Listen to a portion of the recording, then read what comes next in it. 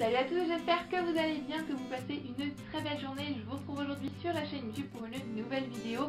J'ai un super rythme de lecture en ce moment, j'ai terminé 3 livres. Il est donc temps pour moi de vous retrouver pour un update. Et au programme aujourd'hui, il y en a pour tous les goûts, puisqu'il y a tout d'abord une très bonne lecture avec Les Hirondelles se posent sur les filles électriques, c'est de Gaëtan Serra, paru aux éditions du Dahu. Une lecture un petit peu plus bof avec Geek Girl, le premier tome de Holly Smile paru chez Nathan, et un énorme coup de cœur pour Night School, le premier tome de City de Gertie paru aux éditions Robert Laffont dans leur fameuse collection R. On commence sans plus tarder avec le premier livre, un livre que j'ai vraiment beaucoup apprécié. Il s'agit des Hirondelles se posent sur les filles électriques, c'est de Gaëtan Serra, paru aux éditions du Dahu. C'est un livre que j'ai eu en partenariat avec la maison d'édition, que je remercie grandement pour son envoi, pour sa gentillesse, pour sa confiance. Voilà, j'ai vraiment beaucoup aimé faire ce partenariat avec cette maison, d'autant plus que j'ai beaucoup apprécié ce livre. Dans ce livre, on va suivre le personnage d'Abigail qui vient d'entrer en 6ème. C'est une fille qui est assez populaire, voilà, elle a sa petite troupe. Elle se met souvent dans les ennuis puisqu'elle est un petit peu abonnée aux heures de colle. Le problème, c'est que les heures de colle sur le dossier, ça fait pas franchement tip top. Elle a donc décidé de se calmer un petit peu, seulement voilà, elle va avoir une altercation assez violente avec Wael. Wael qui est un nouveau, qui est un petit peu mystérieux, il n'est pas français, il ne parle pas très bien, on ne sait pas trop d'où il vient. Mais cette altercation va être malheureusement surprise par le surveillant. Elle se retrouve donc face à un dilemme, soit une heure de colle qui s'ajoute à son dossier déjà bien garni, soit elle donne des cours de français à Wael. Elle va choisir la deuxième option et va donc devoir s'organiser puisqu'il est hors de question de donner ses cours au sein du collège parce que traîner avec Wael, ça craint un petit peu pour sa réputation.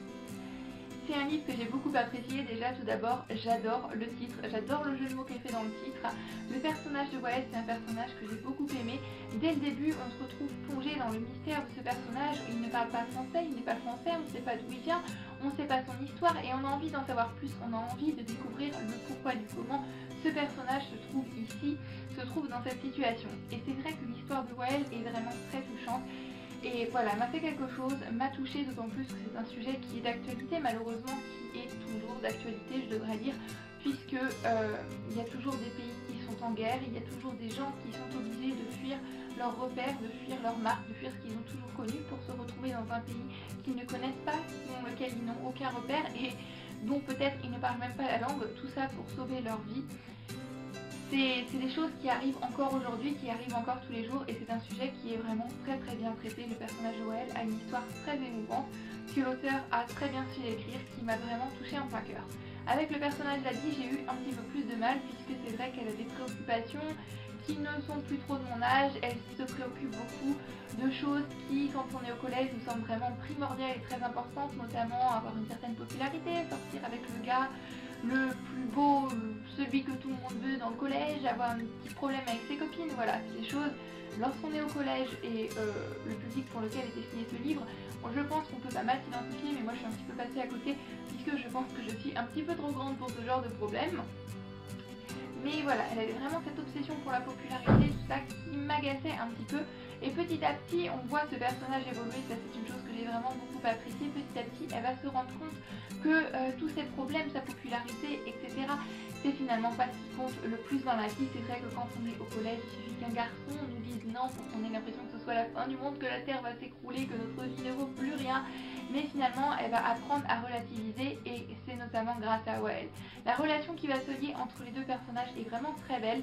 Ils se complètent vraiment mutuellement et s'apportent chacun quelque chose, c'est vraiment un échange et ça c'est ce que j'ai vraiment beaucoup apprécié dans ce livre. Le petit plus qui m'a fait beaucoup sourire, c'est les jeux de mots. L'auteur en sème un petit peu partout, notamment parce que Wael ne maîtrise pas très bien la langue de Molière, mais Abigail a des interprétations aussi un petit peu particulières, je devrais dire.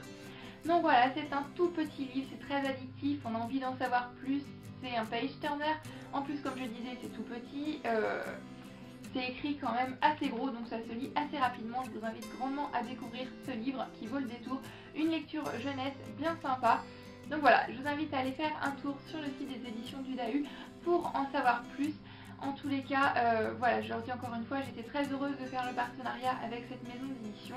C'est une petite maison d'édition et c'est vrai que même si les grandes maisons comme Robert Laffont, Nathan, ou je ne sais qui d'autre propose de très bons livres, et bien parfois on peut faire de très belles découvertes avec les petites maisons également.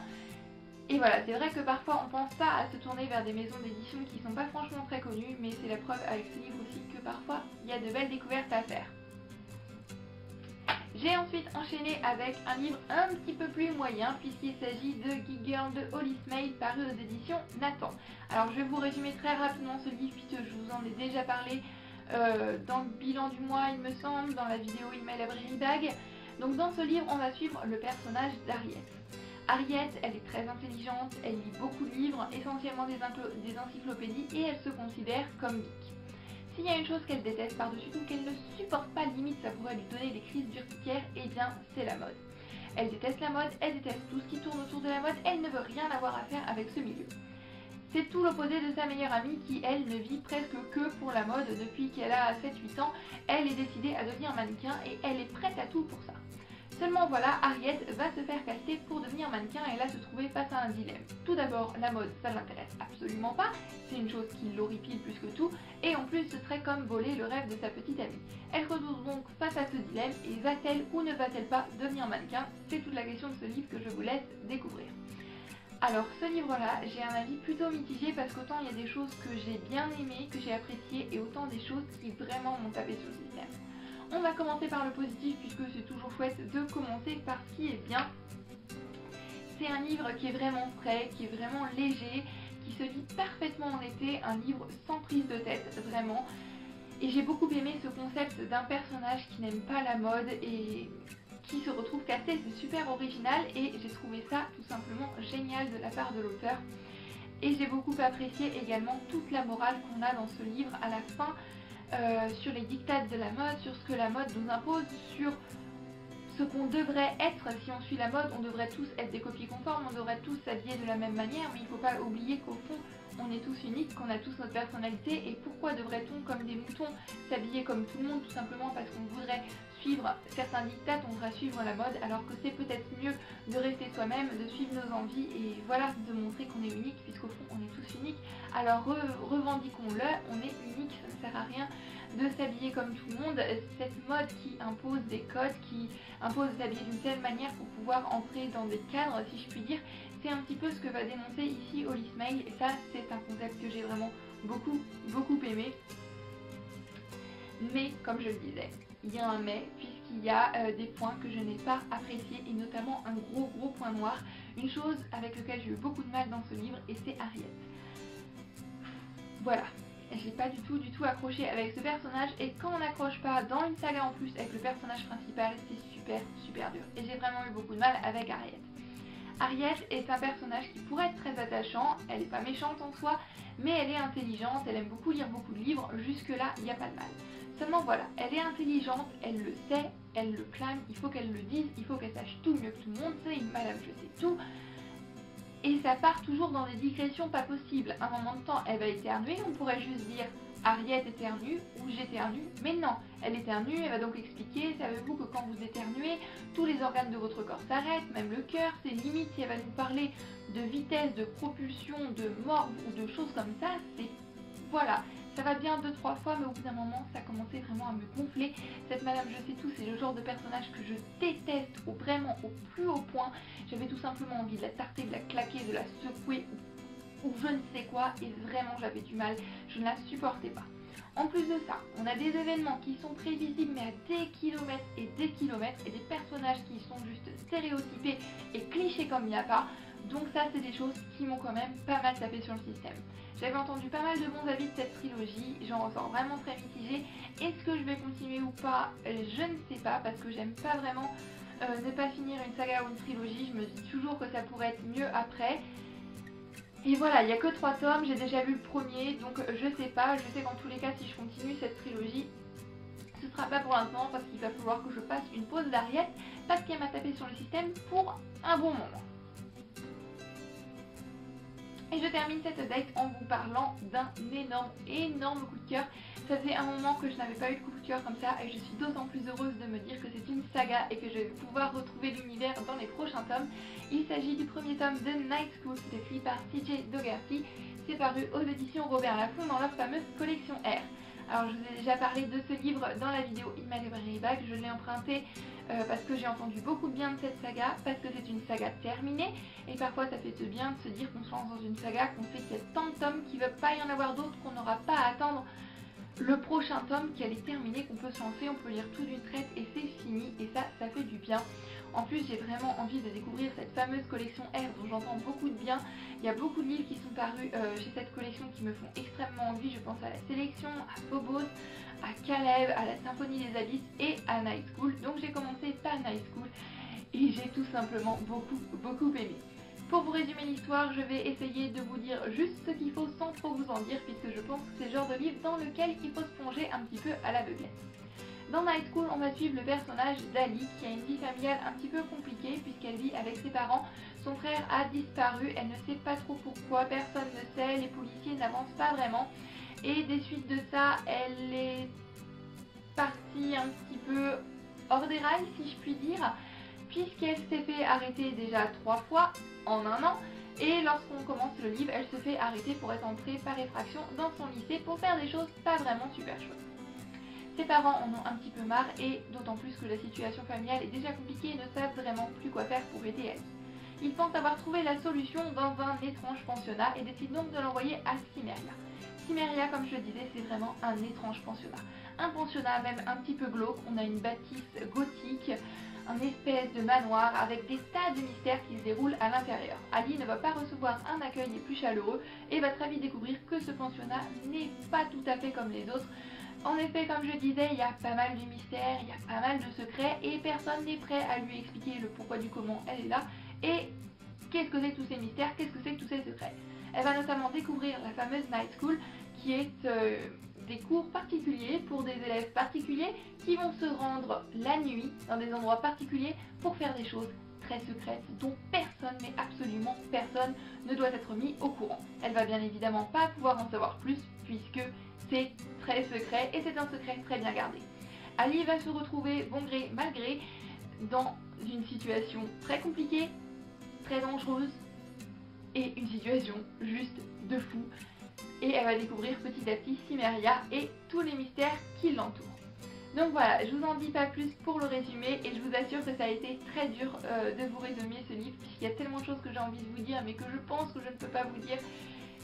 Et voilà, ce livre, il est tout simplement génial. Ce que je retiens en particulier de ce premier tome, c'est une ambiance, une atmosphère très particulière.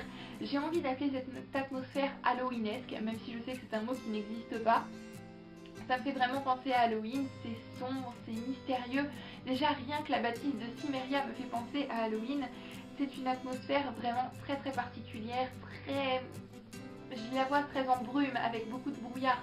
Et on ressent vraiment ça en plein cœur et voilà, c'est une atmosphère que j'avais pas ressentie depuis longtemps.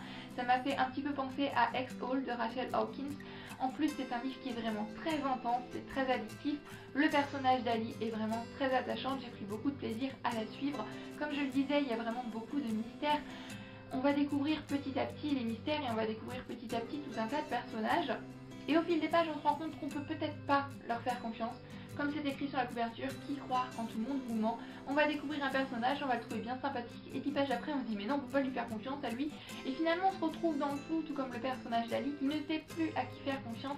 Donc c'est un personnage pour lequel j'ai eu vraiment beaucoup d'empathie puisqu'elle a une vie déjà compliquée, son frère a disparu, elle est sortie un petit peu des rails, elle se retrouve malgré elle dans ce pensionnat dont elle ne veut pas, personne n'est prêt à lui révéler le pourquoi du comment elle est là, tous les mythes, tous les secrets qui l'entourent. Elle se retrouve dans des situations super dangereuses, donc là déjà j'ai beaucoup d'empathie pour elle, et en plus c'est pas comme si sa situation allait s'arranger dans ce pensionnat, au contraire. Donc voilà, le personnage d'Ali j'ai vraiment beaucoup aimé, c'est un livre très intense, vraiment ça m'a pris au trip. Une fois qu'on commence c'est très dur de le lâcher, j'arrêtais pas de tourner les pages, j'ai découvert tout un tas de personnages. Et voilà, j'ai tout simplement adoré, c'est addictif comme pas possible, il y a de l'action, il y a des rebondissements de fou et une fin de malade tout simplement. La fin m'a laissé sur les fesses et s'il y a une chose que je veux, c'est lire le prochain tome puisque celui-ci a tout simplement été un énorme coup de cœur et je pense que je vais pas pouvoir attendre 150 ans pour découvrir la suite de cette saga qui pour l'instant promet du très bon et c'était tout simplement énorme. Un petit bémol que je pourrais dire, c'est le personnage d'Ali, je l'aime vraiment beaucoup comme je le disais, mais il y a des choses que j'ai pas forcément compris. Après c'est son caractère, elle est comme ça, je veux bien, mais elle a cette obstination, si je puis dire, à aller au devant du danger. Il y a un événement dangereux qui arrive, là on se sent gros comme une montagne et elle va foncer dedans, c'est sûr et certain. Donc voilà, c'est arrivé à plusieurs reprises que je sois devant mon livre, je me dis non mais c'est pas ça, va te cacher, puisque tout simplement je ne comprenais pas cette manière qu'elle avait d'aller au devant du danger, mais après elle est comme ça, je l'aime vraiment beaucoup et ça m'a pas dérangé plus que ça. En tous les cas, une chose est sûre, si c'était moi qui étais à Cimmeria, je ne réagirais pas comme ça, je serais la fille cachée dans la salle de bain qui ne bouge pas de là dès qu'un événement dangereux arrive. J'ai super hâte de retrouver le personnage d'Ali dans les prochains tomes, et si vous n'avez pas commencé cette saga, je vous la conseille à 200%, pardon. En tous les cas, le premier tome est tout simplement génialissime. Donc voilà, j'en ai terminé pour cette vidéo. J'espère qu'elle vous aura plu, qu'elle vous aura donné envie ou pas de découvrir mes 3 dernières lectures. N'hésitez pas à me laisser un commentaire pour me dire si vous avez lu l'un de ces livres, si vous avez envie de lire l'un de ces livres et ce que vous lisez en ce moment. Ça me fait toujours très plaisir de vous lire.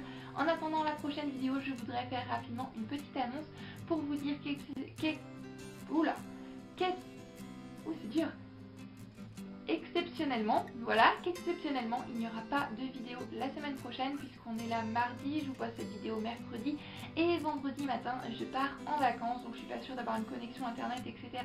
Ça risque d'être un petit peu compliqué, donc exceptionnellement il n'y aura pas de vidéo la semaine prochaine. En tous les cas, je vous retrouve après avec grand plaisir avec une vidéo un petit peu spéciale. J'espère que ça vous plaira.